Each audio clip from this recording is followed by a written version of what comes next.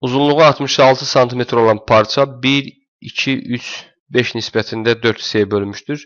Kənardakı parçaların ortaları arasındakı məsafəni tap. 66-nı 1, 2, 3, 5 nisbətində bölsək, onda alaraq ki, birinci hissəyə x, ikinci hissə 2x, üçüncü hissə 3x, dördüncü hissə 5x, cəmi isə 66-dır. 11x bərabərdir 66, x bərabərdir 6. Şəkil çəksək, parçanı biz 4 hissəyə bölmüşük.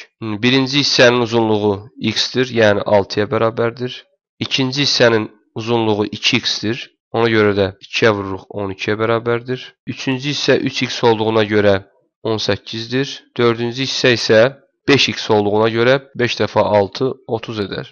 Bizdən soruşur ki, kənardakı parçaların ortaları arasındakı məsafə. Kənardakı parçaların ortalarını qeyd eləsək, deməli, bu orta nöqtələr olduğuna görə 6-nın yarısı 3, 3, 30-un yarı bölsək 15, 15. Onda kənardakı parçaların ortaları arası məsafə olacaq.